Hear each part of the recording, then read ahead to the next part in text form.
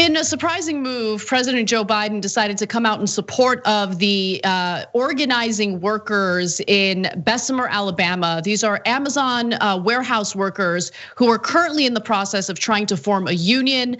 We'll see whether or not they'll be able to do so by March 29th. That's when the ballots for forming a union will come in. They'll count the votes from the employees and see if the majority of them do in fact want to unionize. Now, he didn't mention Amazon by name, but it was very clear that he was referring to the Bessemer, Alabama Amazon warehouse workers. And here's what he had to say in the video that he released just over the weekend.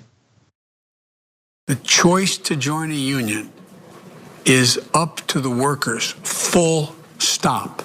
Full stop. Today and over the next few days and weeks, workers in Alabama and all across America are voting on whether to organize a union in their workplace.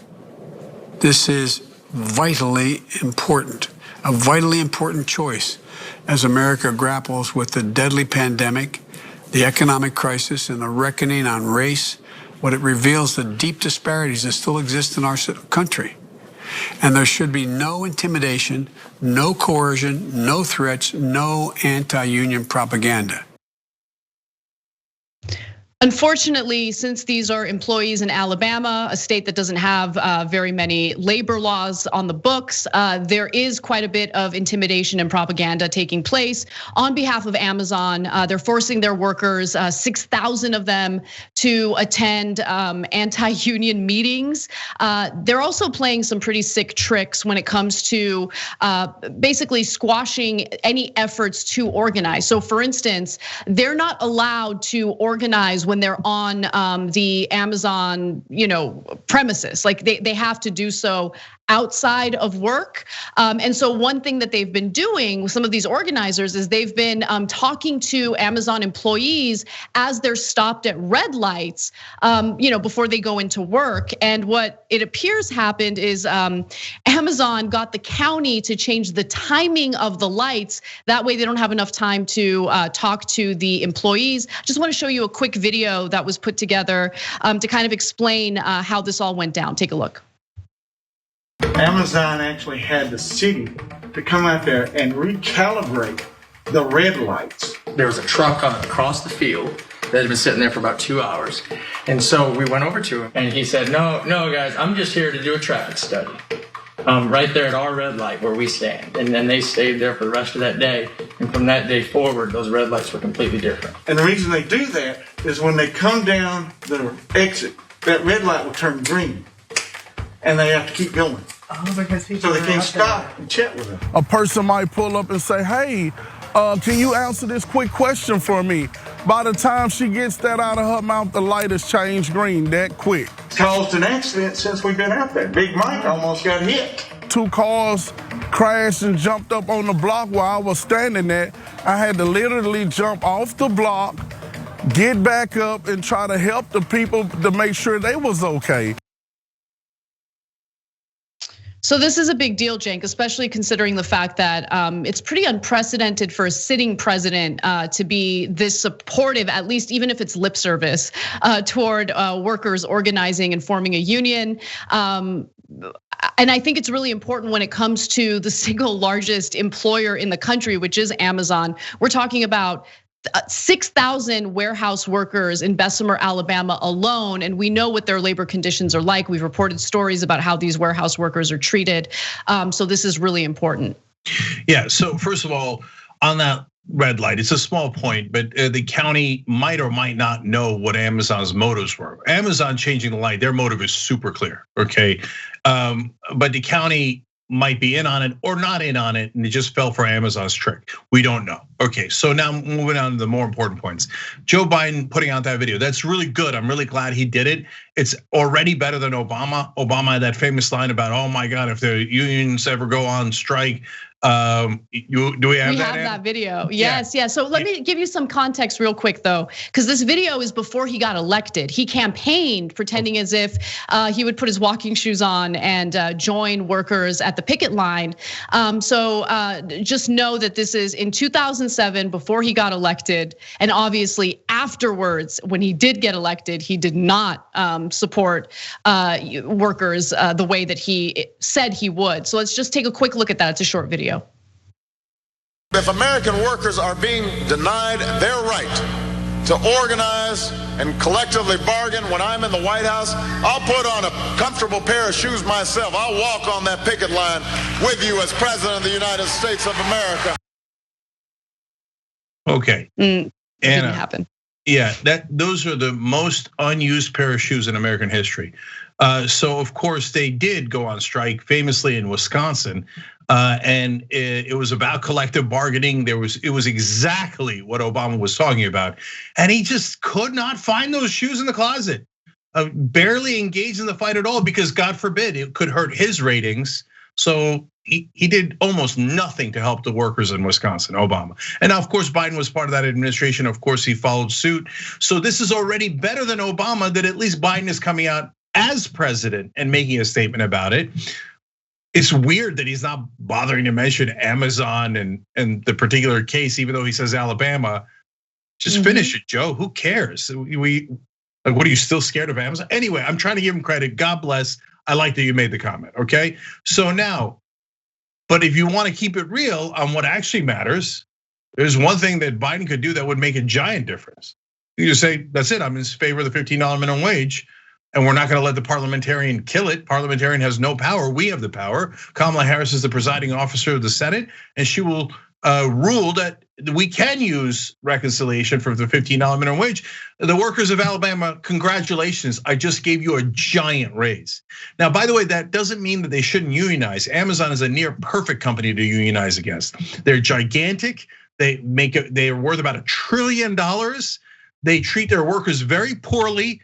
In the past, they used to have ambulances in front of the hospital because they figured out that it was cheaper to have ambulances than to pay for the air conditioning. Now they got so much negative publicity, they changed that policy, but now they still time a lot of their workers for how long they can stay in the bathroom.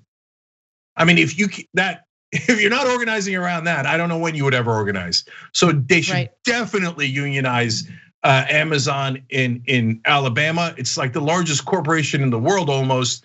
And so that's a perfect situation for a union. And so let's go, let's all unite on the wages and the workers' rights in that situation.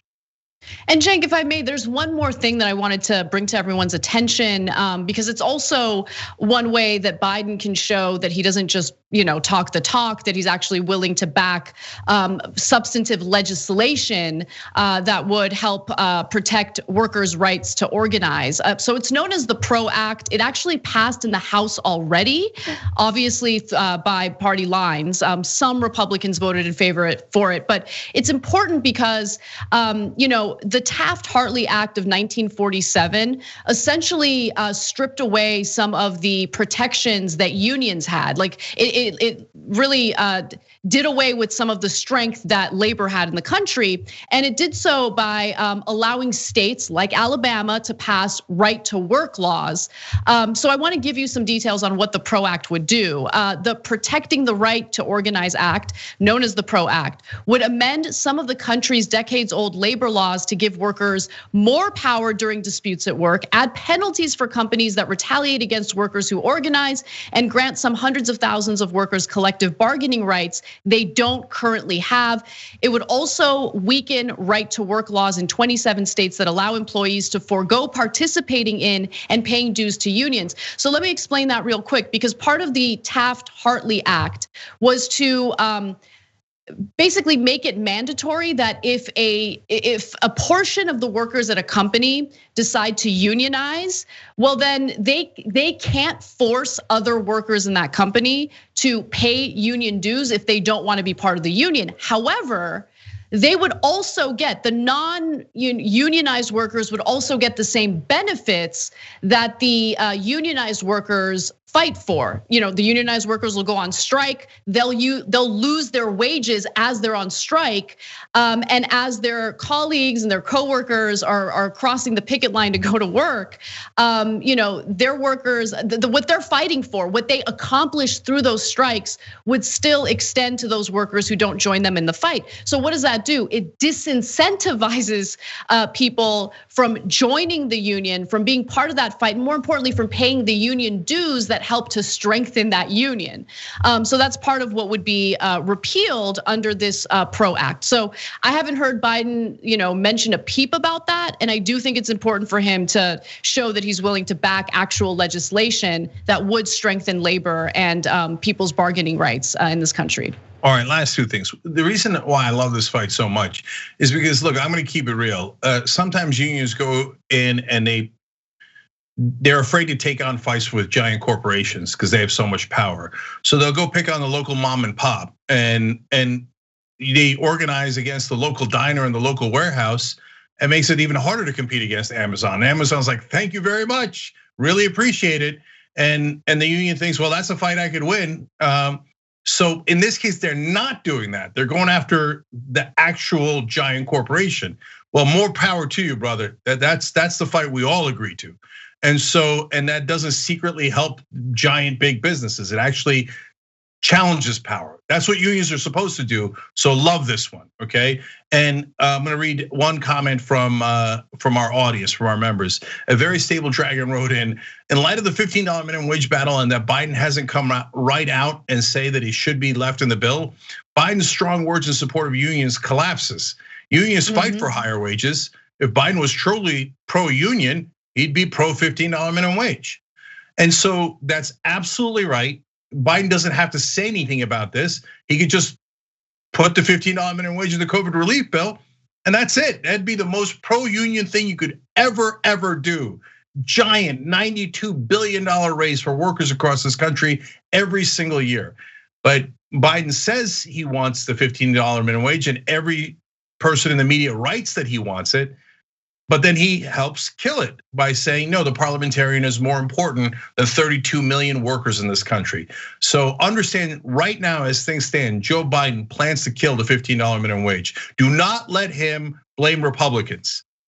They have the power to put it in the bill. And Biden and Kamala Harris at this point are choosing not to use that power on behalf of workers. So I like the video, but it really is the tip of the iceberg in what he could do. Go find those shoes in the closet, Joe, and actually put them on, and then tie them, and then walk around. Thanks for watching The Young Turks, really appreciate it. Another way to show support is through YouTube memberships.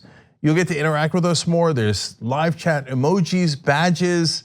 You've got emojis of me, Anna, John, JR, so those are super fun. But you also get playback of our exclusive member-only shows and specials right after they air. So all of that, all you gotta do is click that join button right underneath the video. Thank you.